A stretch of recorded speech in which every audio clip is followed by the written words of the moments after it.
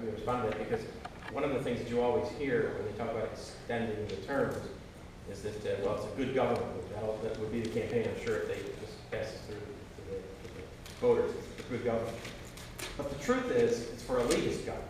Because the concept is that, well, we have to keep these 99 guys in the House, for instance, guys and gals, because somehow, somewhere outside that group of 99, they're not good enough, or they're not smart enough, or they're not, maybe they're not cooperative enough to be brought in. And that's really the problem. When you decide that you should have longer terms, you're really deciding that there's a political elite that should be running our lives, running our state, running our country. And I can tell you the voters don't believe that, and I don't believe that either. What about the role of campaign spending in this, though? I mean, doesn't the more frequent elections, make the parties more powerful in the process? Make the parties more powerful. Well, right, more frequent elections. They're dictating. Well, well, no. I mean, having longer tenure is where power comes from.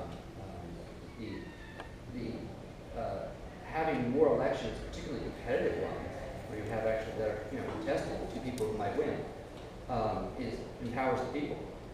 Remember that in most polities in this country of any size, incumbents, in fact, including this one, in non-tournament years, incumbents running for their own seat win something like 95% of the time. When we look at the U.S. Congress, right? And so a lot of times what you have is no opposition, no elections held. That's the situation that empowers incumbent parties and incumbent politicians. Having regular elections with competitive elections where both members might actually be term-limited legislators, that empowers the people in making choices. Uncontested elections doesn't empower people. Automatic winning of re-election doesn't empower the people. Competitive regular elections is what empowers people. That's what our founding fathers wanted for this country. Could you kind of give me an idea of what the national picture is on term limits? Are there more states adding them? Are there states repealing them? Are there every election cycle there are, well, let's see. Boy, Nick might remember the national numbers off the top of his head, but we track these every election cycle throughout the country. And every election cycle, there's dozens of jurisdictions around the country that add term limits or defend existing ones.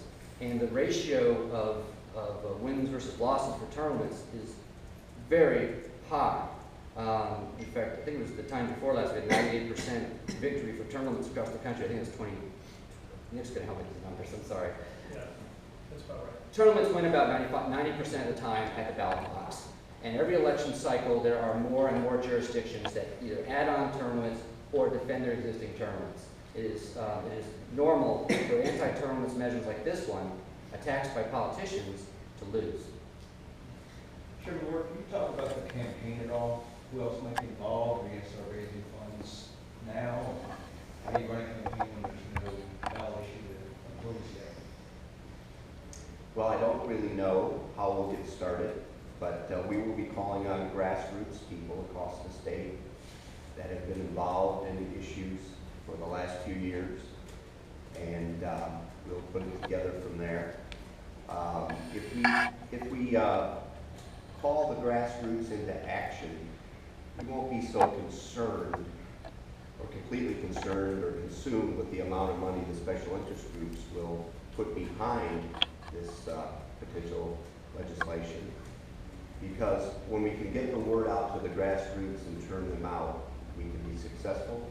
I think that everybody's familiar with, if you're not, the example of that would be Virginia, where Dave Bratt beat Eric Cantor. May have these numbers, may not have these numbers exactly right, but Cantor spent $5 million or so. Dave Bratt spent $250 or something like that, $250,000, and won handily. So it's about getting the message out and working through all of our various means in the grassroots side.